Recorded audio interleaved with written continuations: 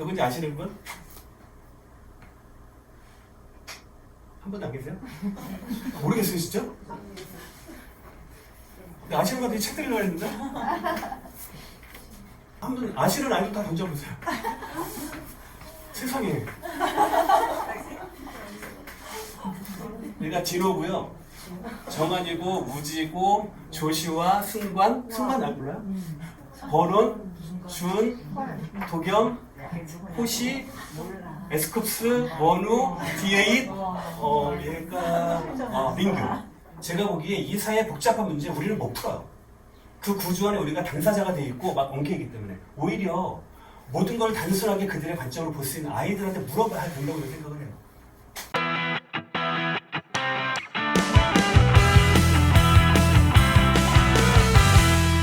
세 번째 질문은 한 아이를 키우기 위해서 온 마을이 필요하다는 얘기를 귀에 딱지가 않도록 입에 가지가 돋치도록 우리 말을 못했죠.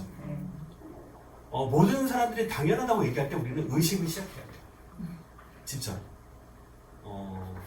그 T.S. 엘리엇인가 그 시인이 그렇게 얘기했어요. 시라고 하는 건 당연한 걸 당연하지 않게 보는 거고 당연하지 않은 걸 당연하게 보는 거다. 그런 관점에서 저는 모두가 이 얘기할 때 이거를 한번 의심해봤어요. 정말 그럴까? 슈퍼밴드 2 보셨어요? 저는 원래 서바이버 되게 싫어하는데 안 보다가 유튜브만 보면 이 클립이 뜨니까 안 볼 수가 없는 거예요. 이들이 심사위원이에요. 이분은 또 표절 문제 때문에 되게 이 사람들이 그 사람들을 심사할 자격이 있을까라는 생각이 드는 거예요. 이런 일이 언제 있었냐 하면 그 대단한 서태지가 처음에 데뷔할 때 7점, 8점 받았고요. 하가원인가? 무슨 작곡가는 이때 그 얘기했다는 이유로 지금까지 서태지 팬들한테 시달림을 당합니다. 그 이후로 심사위원들은 되게 조심스러운 거죠.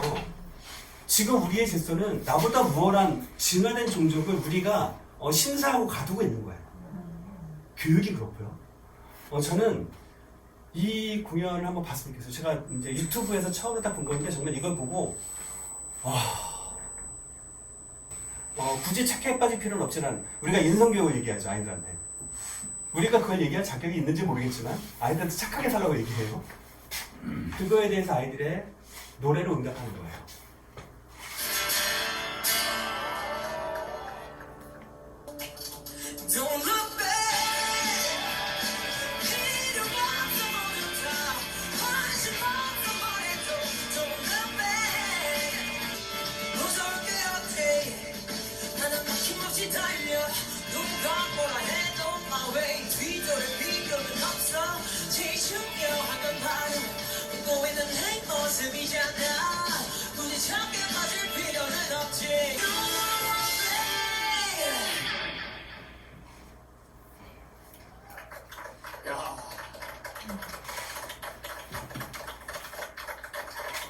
심서연이 한마디 해요.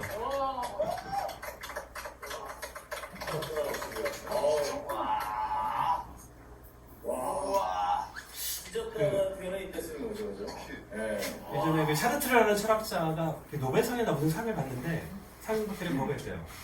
감히 누가 나를 평가해요? 이 아이들을 누가 평가할 수 있을까요? 평가하는 게 맞을까요? 저는 이걸 보면서 되게 많은 생각이 들었는데, 그러니까 뭐 일단 저의 음악적 취향을 일방적으로 강요하는 것 같아서 되게 죄송합니다. 죄송한데 기타 치는 친구가 아마 22살인가 그럴 거예요. 드럼 치는 친구도 뭐 또래는 한 살 어리거나. 생각을 해보세요. 이 정도 나이에 이 정도 기타를 치려면 부모가 얼마나 속이 썩겠습니까? 뭐 1년 안에 칠 수는 없었을 거고 한 뭐 초등학교 중학교 때만 했는데 어떤 부모는 뭐 응원해 줄 수도 있고 그러면서도 되게 불안했겠죠. 저거 공부하는 거 저쪽만 해도 먹고 살 수 있을까? 그리고 여기 보면 박다올이라고 서울대 국악과 다니는 이제 검은 거치는 친구가 있어요. 저는 그 친구를 보면서 아마도 미루어 짐작컨대 그 친구가 서울대 국악과에 들어갈 정도면 그 그를 가리켰던 스승으로부터 야 클래식 듣지 마, 그건 음악이 아니야. 힙합, 락, 쓰레기야 라는 얘기를 듣고 자라지 않았겠습니까?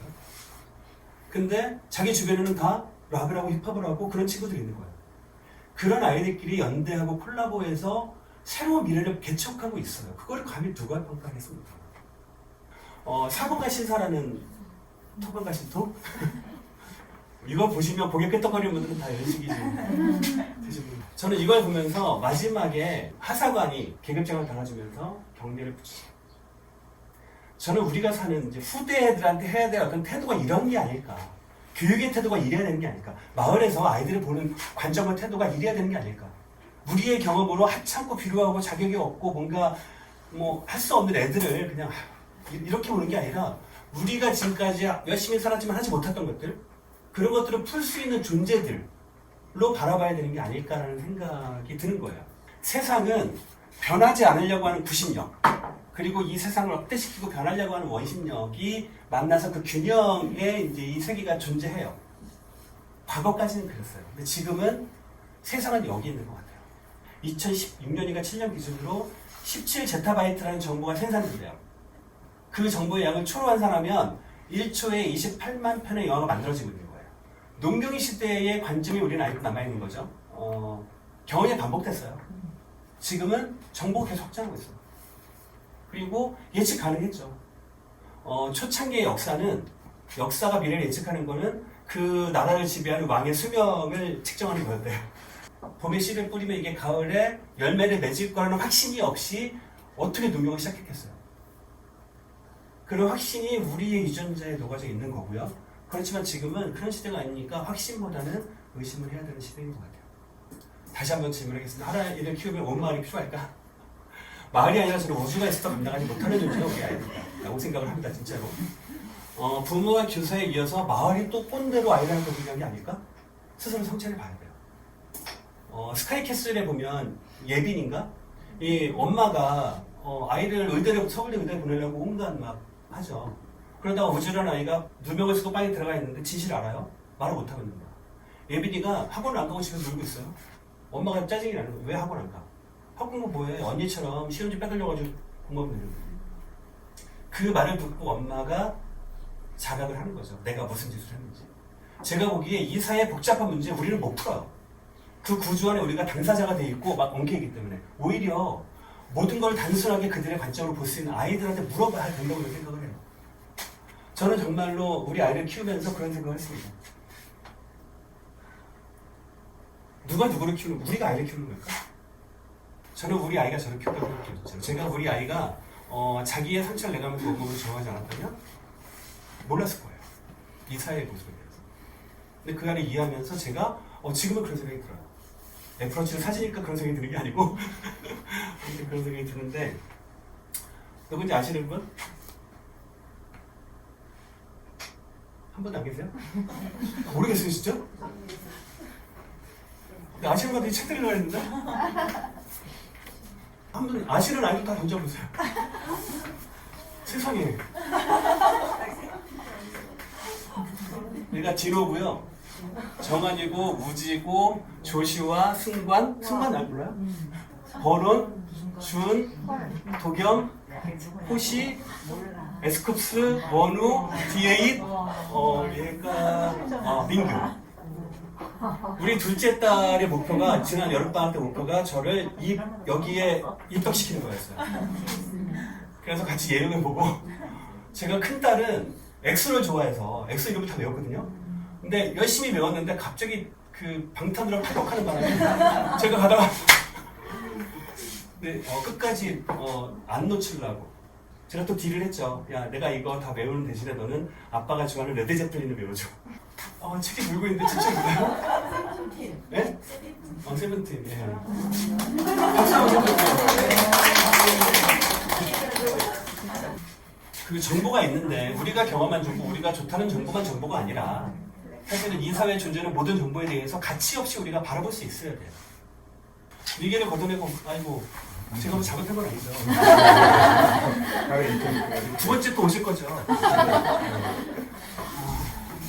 가슴이 아픈데, 제가 뭐 잘못한 건 아니에요. 제가 이 세상의 모든 잘못을 내 탓이고 내 탓이 하는 사람이라. 아무튼, 이 세상에 대한 정보에 대해서 우리가 이제 위계를 중심으로 생각을 했다면, 모든 정보는 평등하다고 생각을 하면 내가 가진 정보, 내가 가진 경험, 아이들의 경험. 우리가 산에 10년 동안 올라도 산에 대해서 모두 알지 못해요. 오늘 처음 아이를 데리고 산에 올랐는데 걔가 본 게 내가 보지 못하면 볼 수 있어요. 네 번째 질문.